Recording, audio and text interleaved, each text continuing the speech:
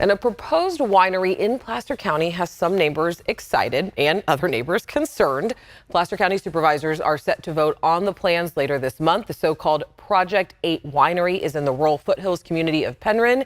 And Becca Habegger is taking us inside the debate in tonight's Main Point.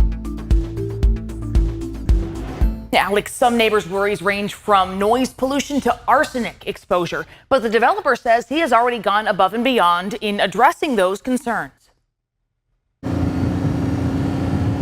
Mike Fournier is giving us a tour of his 175-acre property here in the Placer County community of Penryn. We're racing the train. His land includes 53 acres for growing grapes, plus a vista of the rolling Sierra Foothills, which Fournier showed off by giving us a lift. It's too bad, by the way, that it's hazy today, because normally we see the Sutter Butte, Mount Diablo, Sacramento. This is where Fournier wants to build Project 8 Winery, also known as Le Cavalier Cellars. His plans for Project 8 include a production facility and wine caves, plus a 75-foot tall building with a tasting room and fine dining restaurant offering this panoramic view. The topography, the terroir is very good for what we're doing.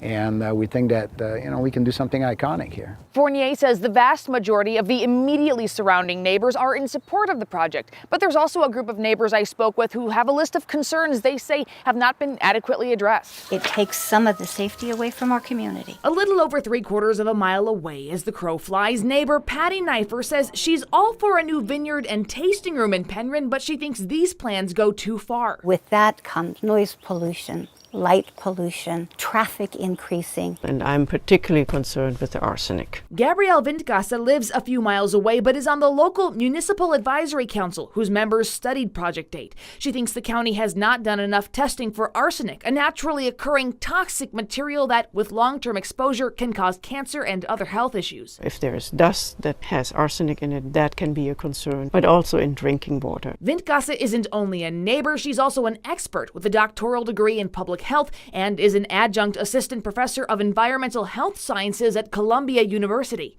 She points to soil sample test results in the project's environmental impact report, particularly one result showing a high concentration of arsenic taken from soil that had been about 20 feet beneath the surface. Now, if the surface is low arsenic, but you excavate high arsenic soil and then place it as fill on top, you have created a public health hazard. What is a potential concern for the workers who work there during the construction, the workers who work there during the operation, the visitors and the neighbors? I took these women's questions to Fournier. He points to additional arsenic testing that his company paid for above and beyond the requirements. We got results that came back very favorable, showing that it was more of an anomaly, the level that we got on that one test pit. That having been said, we even went further. We went and over the winter, we took the runoff water and we had it analyzed to make sure there was no arsenic leaching off the site. Plus, we're going to do a soil management plan. We're going to do a dust monitoring plan.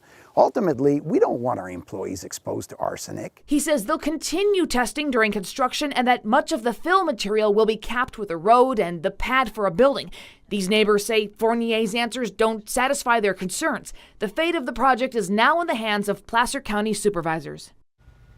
And Becca joins us now. Becca, the developer also says that he's addressed the neighbors' other concerns as well. Yeah, Can you elaborate? Absolutely. And Alex, we couldn't tackle everything in the story. I couldn't even get every neighbor in there. Sorry to Janet, but we had a good conversation with her as well. But in terms of the developer, for example, light pollution, he says he hired a lighting designer to ensure the lights in the tasting room point downward or inward so they don't shine out. In terms of noise pollution, he assures neighbors the tasting room and restaurant are enclosed with thick windows. There's no balcony, for example.